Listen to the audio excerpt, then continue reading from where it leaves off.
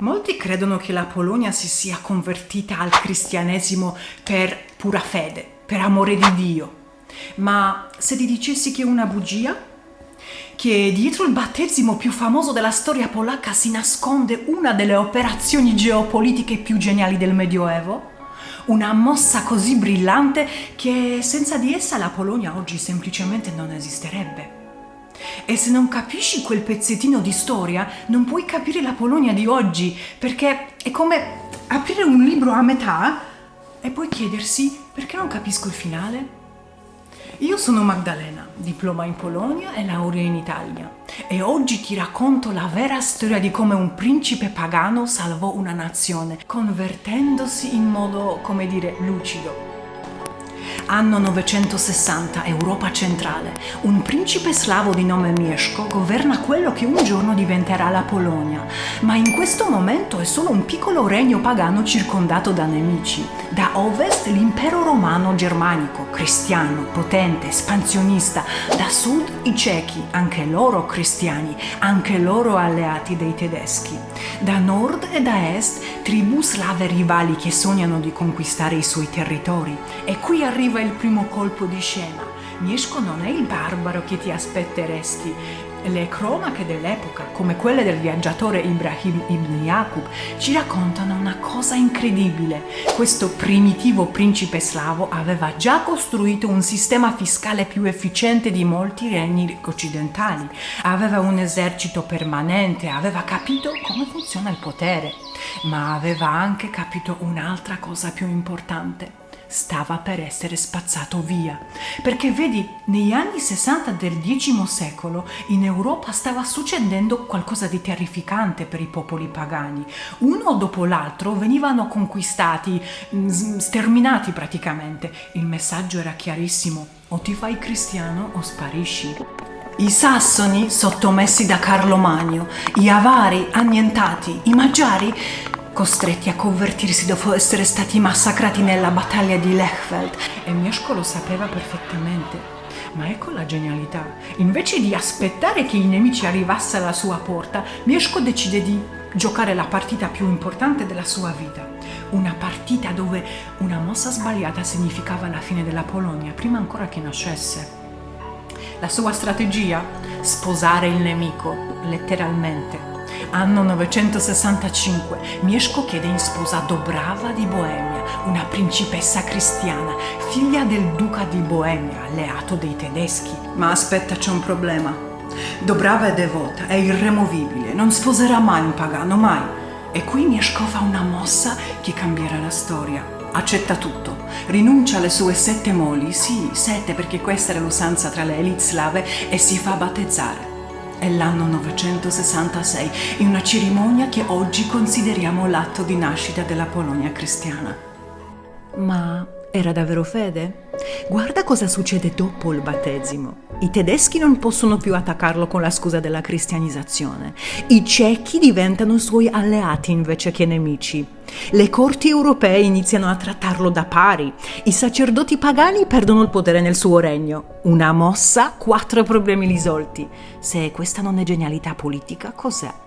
Ma ecco la cosa più furba di tutte, come Mieszko gestì la conversione del suo popolo. Niente inquisizione, niente roghi, niente massacri. Al contrario, i vecchi riti pagani convissero per decenni con quelli cristiani. Il risultato? Un sincretismo unico che vedi ancora oggi nelle tradizioni polacche. Santi cristiani che proteggono i raccolti come gli antichi spiriti, rituali che mescolano preghiere latine e usanze slave.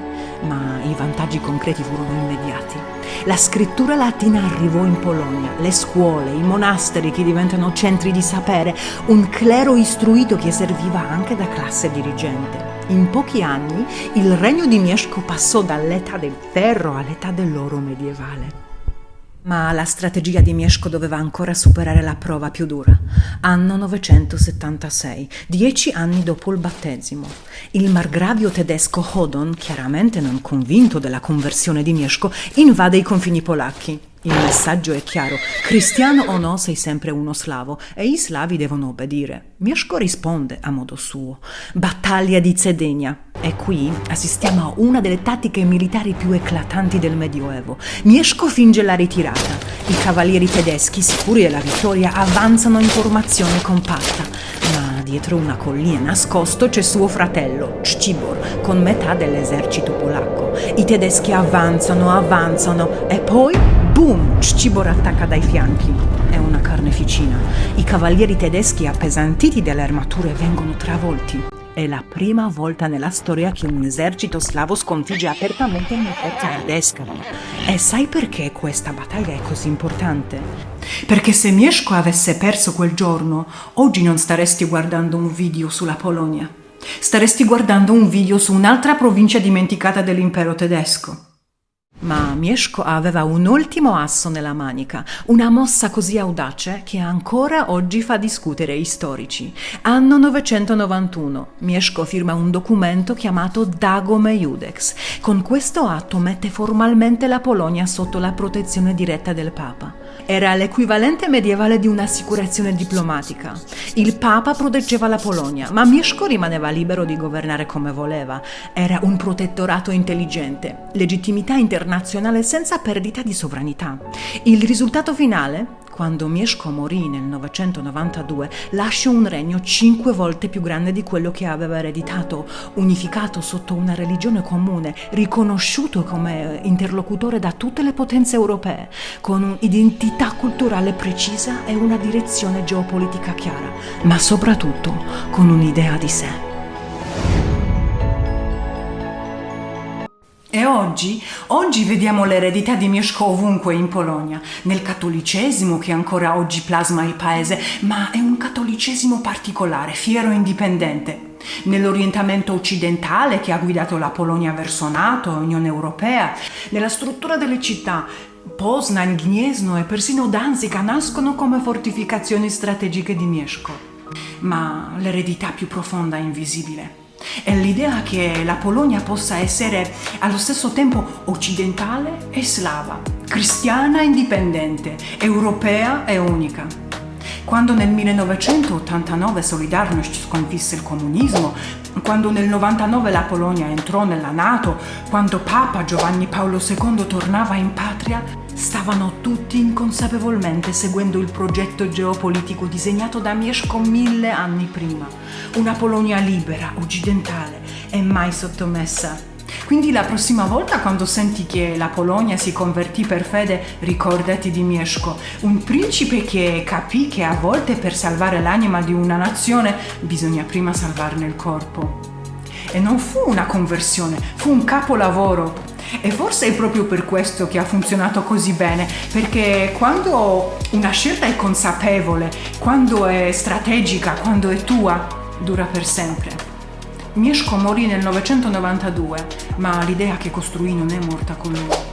Se questa storia ti ha colpito, lascia un like e dimmi nei commenti se conoscevi la vera storia del battesimo di Mieszko. E quale altro evento storico pensi che andrebbe raccontato diversamente? Ci vediamo nel prossimo video.